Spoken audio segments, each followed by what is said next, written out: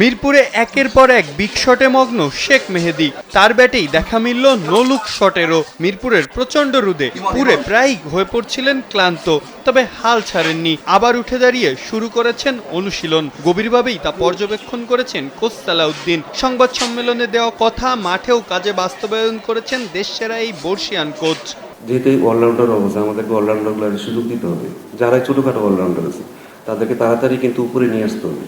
তো এই জায়গাটা যদি আমরা ফিল আপ করতে না পারি তখন এটা ব্যালেন্সের দিকে সবসময় সমস্যা হবে, এটা আপনারাও জানেন, আমরাও জানি।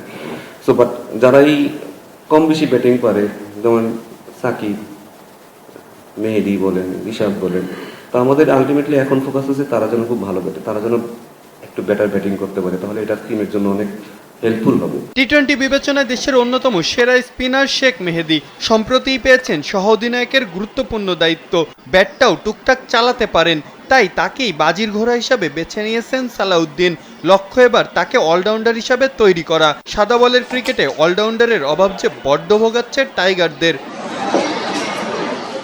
সালাউদ্দিন নিজেই জানিয়েছেন, যখন দলে অলরাউন্ডারের অভাব থাকে তখন উপরের দিকে ব্যাটারদের উপরে চাপ বাড়তে থাকে, তার সাথে পাল্লা দিয়ে বাড়ে ডট বলের সংখ্যাও। সেই সমস্যা থেকেই পরিত্রাণ পেতে অলরাউন্ডার তৈরিতে ব্যস্ত টাইগারদের কোচ মোহাম্মদ সালাউদ্দিন। দলের প্রয়োজন মেটাতে মেহেদীর চেষ্টাতেও নেই কোনো ঘাটতি। শেষের দিকে ব্যাটিংয়ের হাল ধরতে পারবেন কি তিনি? বাংলাদেশ কি পারবে এই দীর্ঘদিনের সমস্যা কাটিয়ে নতুনভাবে শুরু করতে? সামনেই যে টি-20 ফরম্যাটে একাধিক বিশ্ব আসর এবং সিরিজে অংশ নিবে বাংলাদেশ। মাহফুজ আহমেদ, কালবেলা।